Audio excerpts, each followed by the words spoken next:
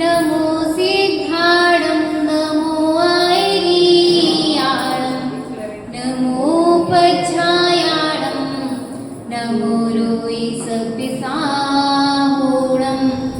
तत्संस्थाभिने भवे सन्तति सन्निबद्धं पापं क्षणाक्षयमुपेति शरीरे भाजम् आक्रान्ते रोगे महिनीरिमशेषे मासु सूर्यांशु भिन्ने मे विसार्वरे मध्यकारं नापि आपे की सरस्वती से ही हमें जग जीवों के सगने कर्म के बंदे नसेंगे बांधे भव्य भव्य के विश्व व्याप्त घोरों साकार घोरे अंधेरे जो सूर्य किरण से छिन्न भिन्न हट जाता है तो दिवधि चिंतन श्री पार्श्वनाथ भगवान की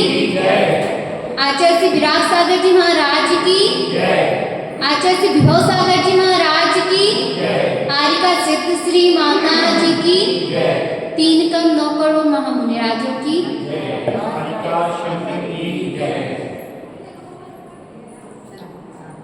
जीव अनादि से क्या कर रहा है?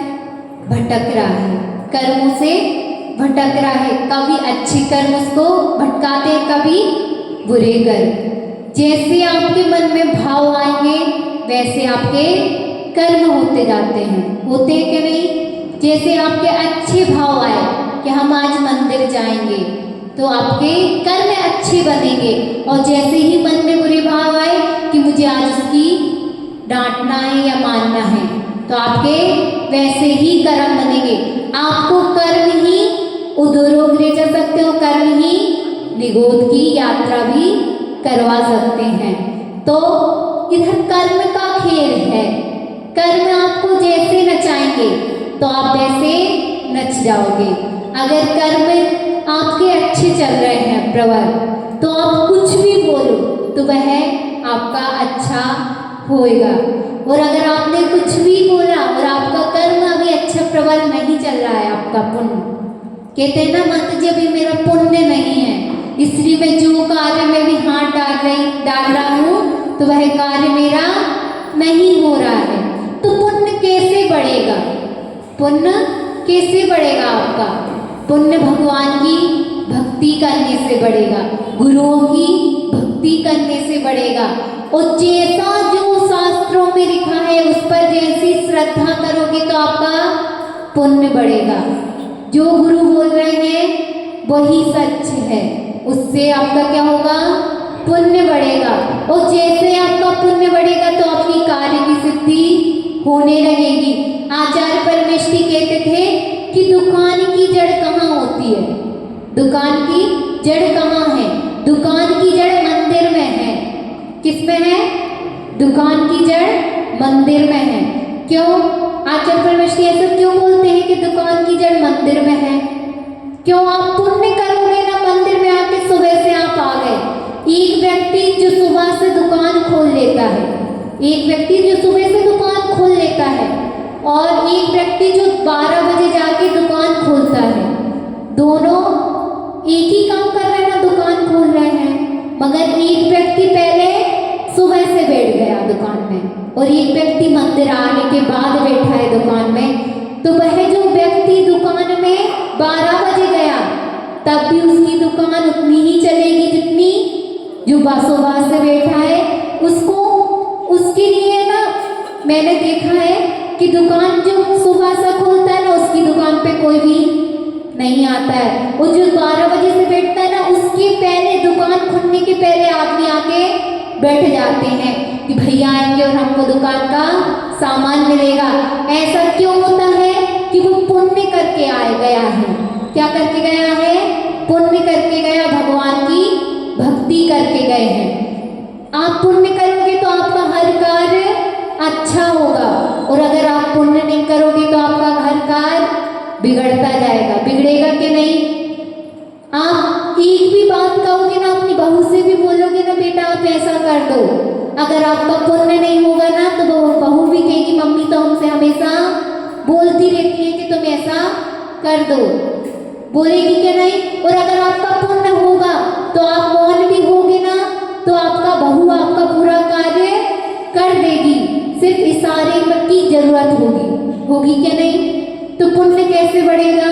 पुण्य भगवान के पास आके और भगवान की वंदना करने से पुण्य बढ़ेगा। इसलिए आपको पुण्य बढ़ाना है तो कहाँ आना पड़ेगा? मंदिर और गुरुओं के पास आना पड़ेगा, इससे आपका पुण्य बढ़ जाएगा। आचार्य परमेष्ठी क्या कहते हैं? जिस प्रकार समस्त संसार को आच्छादित करने वाले भौरे के समान काला नीला सघन अंधकार सूर्य की किरण में निकलते ही, जैसा पूरी रात का अंधकार को जो इतना काला है उसमें कुछ भी नहीं दिख रहा, और जैसे ही सूर्य की किरणें निकलती हैं तो हमको सब स्पष्ट दिखने लगता है, अंधकार दूर हो जाता है और प्रकाश आ जाता है। वैसे ही हम आपकी भक्ति करेंगे तो हमारे पाप रूपी अंधकार दूर हो जाएगा और पुण्य रूपी प्रकाश हमारे जीवन में आ जाएगा। आएगा कि नहीं? आ जाएगा। उसी प्रकार हमको कैसी आराधना करनी चाहिए? आदिनाथ प्रभु की आराधना सम्यक दर्शन, सम्यक ज्ञान और सम्यक चारित्र रूप से करनी चाहिए कि हमको भगवान के ऊपर श्रद्धा भी रखनी होगी और उन पर विश्वास भी करना होगा। ज्ञान होगा तो हम ये दोनों कर सकते हैं। आपका चारित्र अच्छा होगा तो आप ज्ञान भी अच्छा हो जाएगा, होगा कि नहीं? गुरु के ऊपर आपको श्रद्धा होगी तो ही आप गुरु के पास आओगे क्या नहीं? है ना? तो इसलिए आपको गुरु के ऊपर पहले श्रद्धा रखनी पड़ेगी। श्रद्धा भी कैसी? जैसे निस्वार्थ बच्चा रखता है ना कि उसको माँ के अलावा किसी और के पास वो जाता ही नहीं है। जाता है क्या? माँ के अलावा।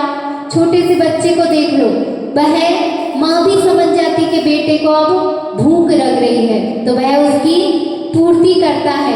वैसे ही आप निस्वार्थ भाव से गुरु के पास आओगे तो वह भी आपका समझ जाएंगे कि आप किस कार्य के लिए आए हो, और ऐसे ही भगवान भी आपके हर कार्य को समझ जाएंगे कि आप किस कार्य के लिए आए हो।